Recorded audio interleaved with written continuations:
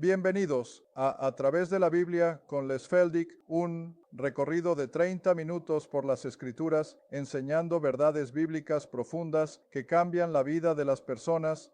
Ahora, aquí está su anfitrión, Les Feldick. Ella lo tiene. Ahí estamos. Está bien.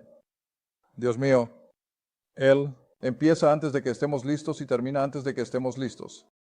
Así que de todos modos, nuestra audiencia televisiva, queremos que sepan que nosotros agradecemos sus cartas, especialmente cuando nos dicen que sienten que están sentados en la parte de atrás de la sala. Nos gusta eso porque es exactamente lo que quiere sentir. Y también queremos que se den cuenta de que apreciamos su correspondencia, sus cartas, su ayuda financiera. No podemos hacerlo sin ustedes. Y por supuesto, sus oraciones. Dios mío, no podríamos hacer lo que hacemos sin las oraciones de los santos. Y siempre tengo que recordarles que todos los programas pasados están disponibles en video, audio y la página impresa. Así que si estás interesado en alguna de esas cosas, llámanos al número 800 o mándanos un mensaje. Está bien, vamos a volver directamente a donde lo dejamos. Me quedé sin tiempo en la última media hora, así que volveremos y retomaremos ese versículo. Lo estaba mirando y no tuve tiempo de leerlo. Eso estaría en Filipenses capítulo 2.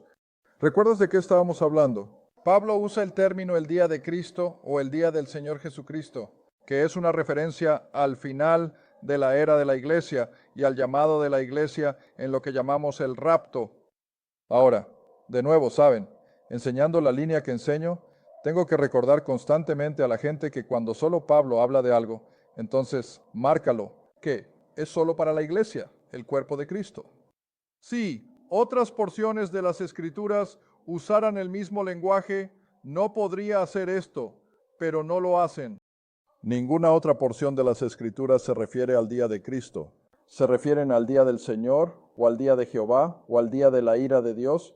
Pablo usa este término, el día de Cristo, refiriéndose al rapto o al final de la era de la iglesia, tal como la conocemos. Ahora, el versículo que quiero leer justo en nuestro programa de cierre anterior fue Filipenses capítulo 2, versículo 16, que es solo otra referencia al uso del término, sosteniendo la palabra de vida, para que yo me regocije en el día de Cristo, que no he corrido en vano ni he trabajado. En otras palabras, todo estaba mirando hacia el día de Cristo, cuando esa llamada de trompeta nos llevará. Está bien, ahora volvamos y retomemos donde lo dejamos en el capítulo 1, y eso sería en el versículo 7. Jerry lo tiene en la pizarra. Versículo 7, Filipenses 1, así como es apropiado. Ahora bien, la palabra carne normalmente la traduzco como más apropiado. Así como es apropiado que yo piense esto de todos ustedes porque los tengo en mi corazón. En la medida en que tanto en mis cadenas como en la defensa y confirmación del Evangelio, todos ustedes, cada miembro de esa iglesia, son partícipes de mi gracia, y Dios es mi testigo. Versículo 8. Cuánto anhelo por todos ustedes en las entrañas, o de nuevo en los más profundos seres de Jesucristo. Ahora, el versículo 9, que esto, oro para que su amor abunde aún más y más en que conocimiento. ¿Ves? O el cristiano promedio que profesa hoy en día es tan ignorante. Y eso no significa que les falten neuronas. No es que les falte capacidad intelectual. Es que les falta enseñanza. Y cuando miro tanto de lo que se les está enseñando a las personas y es solo un relleno. Sabes, no he ido a una feria en mucho tiempo, pero solía ser, verías a los niños correr alrededor de lo que llamábamos algodón de azúcar, y sé lo que es, no es más que aire, se lo ponen en la boca y desaparece. Sí, eso es, la mayor parte de lo que es nuestro material de escuela dominical, es solo algodón de azúcar, lo toman y ya no está. Bueno, Pablo está constantemente orando para que los creyentes adquieran conocimiento, y no adquieres conocimiento de la palabra a menos que la estudies. Vaya, como agradecemos a Dios por todas las cartas que llegan, que gracias a nuestro programa están estudiando la Biblia. No me están dando crédito por nada, simplemente están estudiando la Biblia y eso es lo que queremos. O aprender a estudiar. Bueno, esta es la oración constante de Pablo. De hecho, recuerdas que en Efesios creo que fue, regresemos un par de páginas. Hay varias oraciones en las cartas de Pablo, pero regresemos a Efesios capítulo 1. Y esto también es apropiado para cada creyente, hoy, joven o viejo. Joven o viejo. Ayer incluso recibí una carta de una niña de 13 años. Sí, de 13 años. Oh, me hizo mucha gracia. Una niña de 13 años escribió que estaba viendo el programa. Bueno, de todos modos, esto es para cada creyente. Efesios 1, vamos a ver. Oh, el versículo 16. Efesios 1, versículo 16. Y él dice, no ceso de dar gracias por ustedes, mencionándolos en mis oraciones. Mira, esta es una de sus oraciones. Para que el Dios de nuestro Señor Jesucristo, el Padre de gloria, les dé el espíritu de sabiduría y revelación. ¿En qué el conocimiento? El conocimiento de Él. ¿Sabes? He dado el ejemplo en este programa una y otra vez a lo largo de los años. Lo más, ¿qué puedo decir? Una de las cosas más impactantes que creo que me ha pasado es cuando le pregunté a alguien una vez de dónde venía y su respuesta fue, ¿quién en el mundo es Jesucristo? Y pensé en América, en mi parte del mundo, y luego me doy cuenta, oye, eso es la mayoría de la gente. No saben quién es Él, no saben que Él es el creador de todo. De hecho, iba a hacer referencia a eso un poco más adelante en el capítulo y supongo que podría hacerlo ahora. ¿Sabes? La gente probablemente a veces se pregunta, ¿por qué el apóstol Pablo tenía tal lealtad a Jesucristo? ¿Por qué deberíamos estar dispuestos a entregar nuestra vida por Jesucristo? Por quien Él es. Él, Dios de gloria, el Creador. El que incluso hoy está en control de todas las galaxias de los miles de millones. Y ahora el telescopio Hubble nos dice que todavía están ahí afuera, explotando, todavía se están formando, y Él tiene el control de cada parte de eso. Y luego alguien como el Papa puede venir y vendrán por millones solo para echar un vistazo a su avión. Bueno, esa es su prerrogativa. Pero solo estoy haciendo la comparación. ¿Por qué no pueden hacer eso con un pensamiento en Jesucristo? Pero no lo hacen. Podrías anunciar que Cristo viene a algún aeropuerto y no creo que consigas una multitud, pero diles que el Papa viene y bloquearán las carreteras interestatales por millas solo para echar un vistazo a su avión. Pero ahora, escucha, Él es un ser humano como el resto de nosotros. Se pone los pantalones como yo. Él tiene que comer y dormir como cualquier otra persona. Él se enferma un día y probablemente no pasará mucho tiempo. Él va a morir. Él es humano. Pero, el Señor Jesucristo es el creador de todo. Más allá de la comprensión humana, ¿ves? Y esto es todo lo que Pablo está pidiendo, que podamos tener un mejor entendimiento de quién es Él realmente. Está bien, volvamos a Efesios 1. Y que podamos crecer en la revelación y el conocimiento de Él. Ahora, el versículo 18, que los ojos de su entendimiento sean iluminados para que puedas. ¿Y cuál es la siguiente palabra? Saber, ¿ves? No esperanza, así que no asombro, sino que podamos saber cuál es la esperanza de su llamado y las riquezas de la gloria de su herencia en los santos, y que podamos saber cuál es la grandeza sobreabundante de su poder hacia nosotros. ¿Quién creyó? Y de nuevo es según el poderoso poder de Cristo. Oh, escucha, está más allá de la comprensión humana. Está bien, volvamos a Filipenses otra vez. Ahora, el versículo 10. Que tú, Pablo escribe, es su oración ahora. Que tú, en Filipos. Pero continúa para los creyentes de todas las épocas, hasta llegar a nuestro día presente,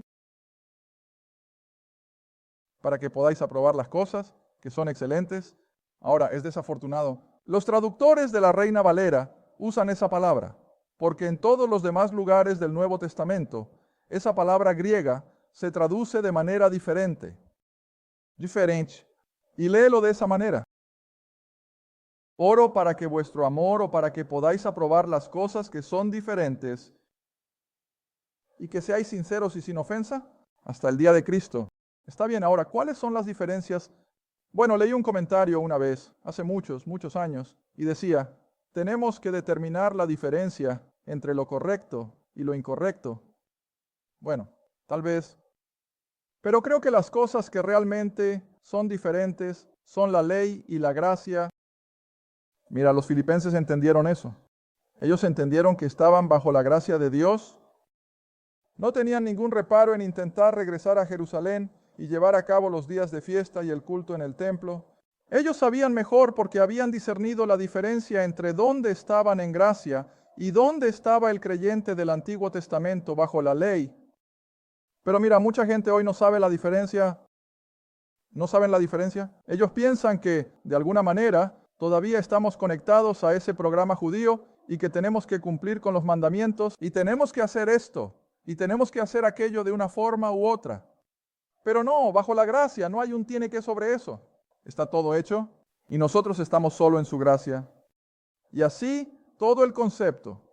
Aquí en este versículo 10 es que estos filipenses y Pablo todavía nos están animando de la misma manera que podemos discernir la diferencia entre cómo Dios trata a Israel bajo la ley y cómo nos trata a nosotros, los gentiles, bajo la gracia. Y cuando puedes ver eso, como dije antes, este libro simplemente se abre. Y eso es difícil para mucha gente. Lo sé, pero determina las cosas que son diferentes. Está bien, versículo 11. Siendo llenos con los frutos de justicia que son por medio de Jesucristo para la gloria y alabanza de Dios. Está bien. Me viene a la mente un versículo, espero haber elegido el correcto, Romanos capítulo 7. Romanos capítulo 7. Ahora recuerda lo que acaba de decir, que podríamos ser llenos de los frutos de justicia que vienen por medio de Jesucristo. ¿Está bien? Romanos capítulo 7, versículo 4. Romanos 7, versículo 4. Por lo tanto, hermanos míos, tú también has muerto a la ley, así como un cónyuge muere y ese cónyuge ya no está legalmente conectado al que queda. Está bien, él dice, por lo tanto, hermanos míos, también han muerto a la ley por el cuerpo de Cristo, para que estés casado con otro. ¿Ves? Ahora, no podrías estar casado con Cristo si todavía estás casado con la ley. No funcionará. Así que la ley tiene que ser declarada muerta y fuera del camino para que podamos estar casados con Cristo. ¿Ves qué claro es eso? Está bien, para que estés casado con otro, incluso con aquel que ha resucitado de entre los muertos. Ahora, siempre he dicho que la salvación no es solo una escapatoria del fuego, como la mayoría de la gente piensa. ¿Sabes? ¿Nos salvamos para no ir al infierno? No, esa no es la razón principal. Salvamos. ¿Para qué? Producir fruto. ¿Debemos estar produciendo fruto? Ahora bien, en una relación matrimonial, primero en lo físico, ¿cuál es el fruto de una relación matrimonial? Niños, absolutamente. Otros que ocuparán nuestro lugar. Es de la misma manera en la experiencia cristiana, una vez que estamos casados con Cristo, que deberíamos buscar el resultado de esa unión, que serían otros creyentes que podemos llevar con nosotros o que pueden ocupar nuestro lugar cuando nos hayamos ido. Ahora míralo de nuevo a la luz de eso. Por lo tanto, hermanos míos, ustedes han muerto a la ley. Estamos bajo gracia por el cuerpo de Cristo. En otras palabras, su obra de la cruz, que deberías estar casado con otro, estamos separados de la ley, está muerto. Y ahora estamos en unión con Cristo. Y esa unión debería dar fruto. ¿Y cuál es el fruto nuevos creyentes. Esa es nuestra tarea. ¿Sabes? Por eso siempre estoy enfatizando este punto y lo volveré a hacer. No es solo responsabilidad de la iglesia salvar a los perdidos. Las personas perdidas ya no van a la iglesia. Tienen demasiadas otras cosas que hacer. Entonces, ¿quién va a alcanzar a los perdidos? Tú y yo. ¿Ves? ¿Y cómo puedes alcanzar a los perdidos si no estás preparado? ¿Cómo puedes alcanzar a los perdidos si no puedes mostrarles un versículo de la Escritura? Y ese es el problema. Oh, escucha. Si los cristianos de América podrían volverse tan agudos en la palabra como lo fue el apóstol Pablo, ¿sabes lo que haríamos en un año o dos? ¿Voltearíamos este país del revés? Seguramente lo haría, pero los cristianos no lo harán. Son ignorantes y no quieren aprender. Y así tenemos que despertarlos, que tiene que haber ese deseo de ser llenos con la justicia de Cristo, lo cual, a su vez, traerá fruto. De acuerdo, volvamos a Filipenses, si te parece. Versículo 2. Pero él dijo, quisiera que entendieran, vean que esto es parte integral del conocimiento. Entiendan que las cosas que me han sucedido han contribuido más bien a la difusión del Evangelio. Ahora, imagino que la mayoría de nosotros, si estuviéramos en los zapatos de Pablo, habríamos dicho, ¿por qué? Aquí, estaba allí, transformando el imperio romano por dentro y por fuera. Estaba estableciendo iglesias, estaba viendo a estos paganos decir gloriosamente, ahora, Señor, ¿por qué estoy encerrado en prisión? ¿No es así? ¿Pero qué dice él? Oye, todo fue por los motivos correctos. Ahora todos ustedes conocen el versículo. ¿Ya deberías estar pensándolo? Romanos 8:28. ¿Qué dice? Todas las cosas cooperan para bien. ¿Para todos? No. Para aquellos que aman a Dios y son llamados según su propósito. Mira, y ahí es donde estaba Pablo. Él estaba exactamente donde Dios quería que estuviera. Incluso en esa prisión de Roma, justo al lado del palacio de Nerón y en medio de la guardia pretoriana. Aquí está. Y él dice, todo ha sucedido para el avance del Evangelio. Ahora, no sé si vamos a tener tiempo en esta media hora, pero sí, podríamos tener. Está bien. Versículo 13. Ahora recuerda, ¿por qué está allí? Para el avance del Evangelio. Así que mis cadenas, constantemente, encadenado a un soldado romano, para que mis cadenas en Cristo sean manifiestas en todo. El palacio. Ahora piensa en eso por un minuto. Ahora las cosas no eran tan grandes como lo son hoy. Pero, sin embargo, Roma era todo un imperio.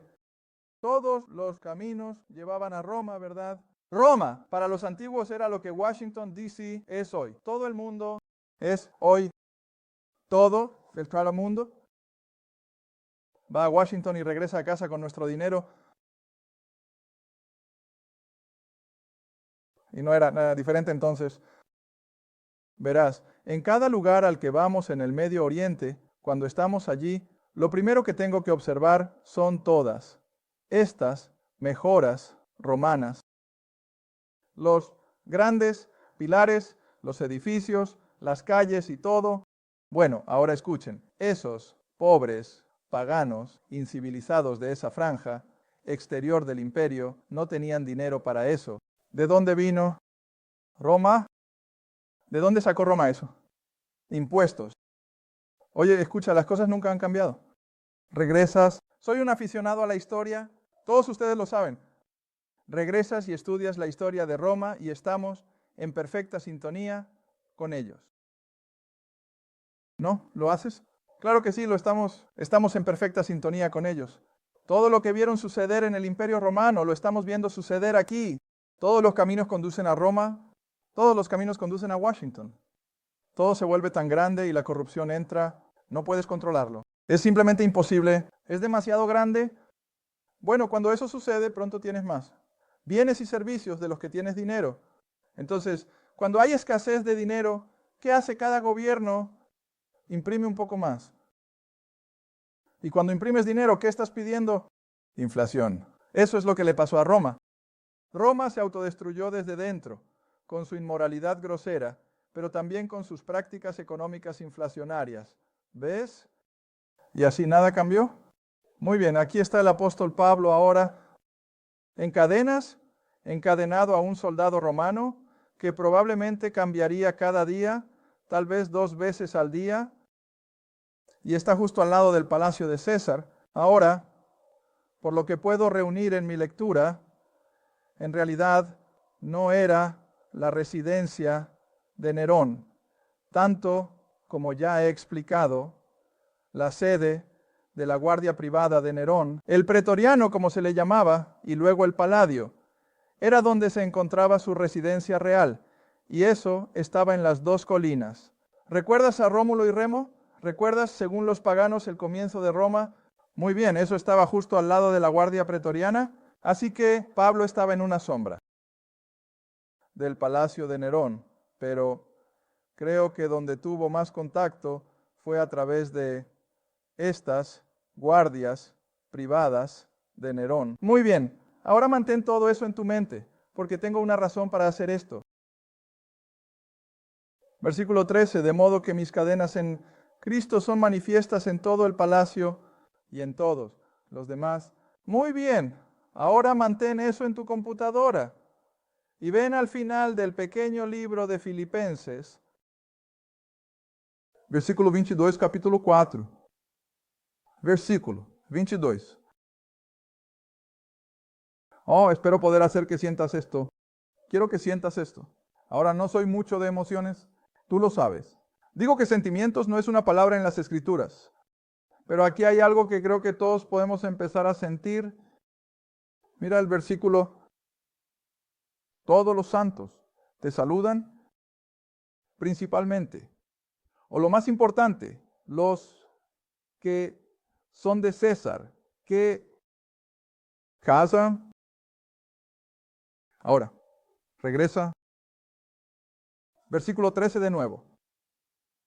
Aquí está él en cadenas, encadenado a soldados romanos que rotan día tras día, endurecidos. Como dije en el último programa, veteranos endurecidos de las campañas de guerra. Evidentemente, muchos de ellos como resultado de estar al lado de Pablo durante tal vez 12 o 24 y se convirtieron ¿qué? Creyentes. Debió tener un tremendo poder de testimonio y se convirtieron en creyentes. Y ellos rotarían y tal vez recogerían el deber del día siguiente en la sede de los guardias. Algunos de ellos probablemente entraron en el palacio, se convirtieron en sirvientes de algún tipo, porque todo el sistema se basaba en la servidumbre, ya sabes. Ahora, si estuvieras en los zapatos de Pablo y de repente te das cuenta de que tu testimonio, tu testificación, en realidad estaba dando fruto entre estos soldados romanos endurecidos, que a su vez estaban dando fruto en el mismo palacio del más vil déspota que jamás haya vivido, Nerón, ¿qué haría eso? Ve tus de emociones. ¿No te emocionaría hasta la muerte?